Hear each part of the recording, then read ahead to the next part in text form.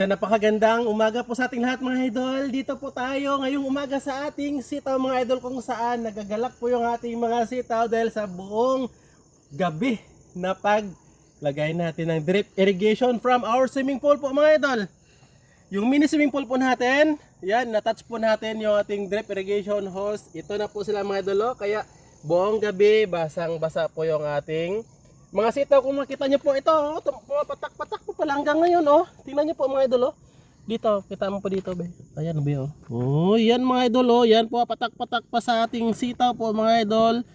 Yung tubig, kaya buong gabi, ito po ang resulta mga idol. So, dalawa po ang masaya ngayong umaga. Masaya tayo dahil hindi pa tayo nagdilig kahapon. So medyo iwas sakit ng katawan mga idol at saka pagod.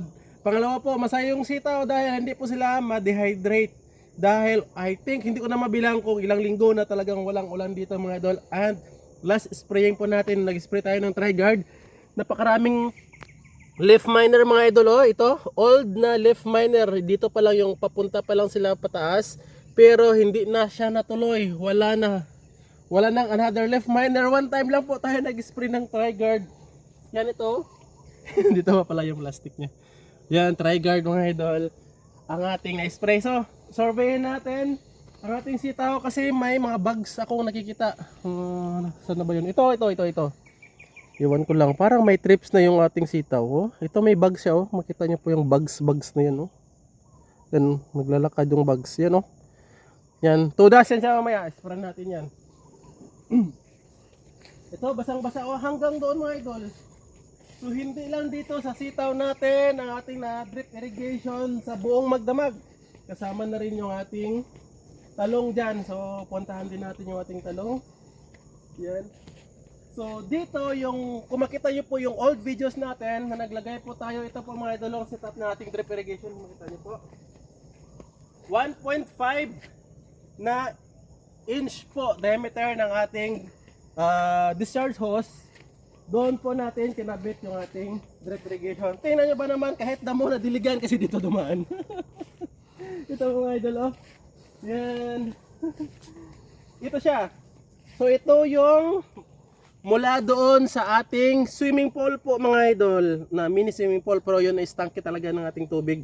Yan, and nilagyan natin ng drip irrigation valve 16mm and drip irrigation hose 16mm. Kaya papunta siya doon mga idol. So, sorbihin muna natin dito kung lahat ba nabasa, napunuan. Okay. Yun yung unang batch ng ating sitaw and ito yung pangalawang batch. Parang nagkulot talaga siya. Feeling ko lang, hindi ganito ang mukha ng udlot ng sitaw natin before. Ganito. Pero maganda naman siya, mga dahon niya, walang problema. Pero baka nanibago lang tayo. Ito. Parang pumangit ang mga udlot niya. Nawawala yung mga ano niya, talbos. No? Bakit kaya? Parang pumangit yung mga Ay! May insekto!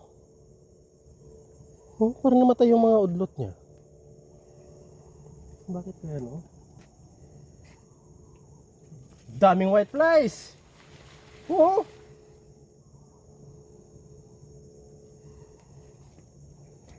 Yan. Hindi na, lumilipad pa yung mga white flies. Yan. Sige lang, hanggang doon pa Uy. Sige lang.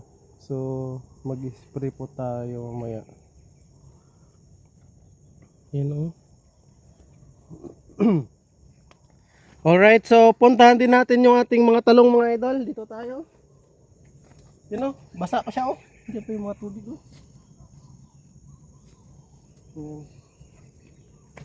Dito tayo. So ito yung agawad natin kahapon na nilagyan ng drip valve. And basa na yung puno. Yung iba hindi pa natin, ngayong umaga pa natin i-install. So ito na yung ating talong mga idol Yan. Uy, patuloy pa rin papatak. Papatak pa rin yung tubig. So isang source lang po ito siya sa ating mini swimming pool.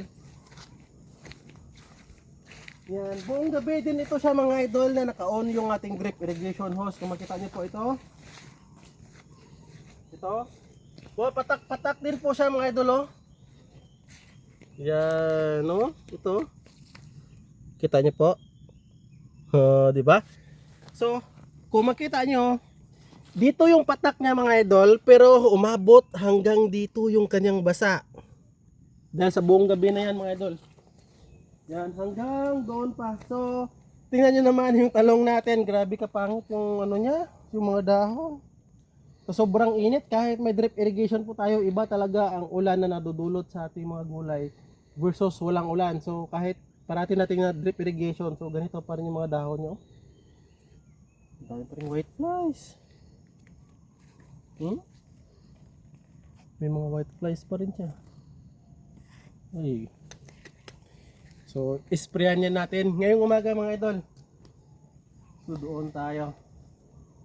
Yan, yun lamang update natin mga idol ha, sa mga ayaw nyong mapagod dahil sa kakadilig. Pwede nyo pong lagyan ng drip irrigation hose. Discharge hose lamang na 1.5, 6mm na discharge valve at saka drip irrigation hose. Pero kung kaunti lang, kaya naman sa dilig-diligan, kaya lang yan sa mga idol. Pero dito sa atin kasi medyo marami.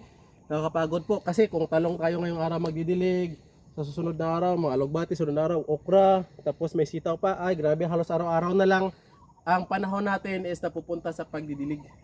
Kaya yun, gumastos na lang tayo para dito sa setup ng drip irrigation dahil sabi pa nila ano pa sa balita, mag El Nino. So yun, kaya para isahan na lang mga idol.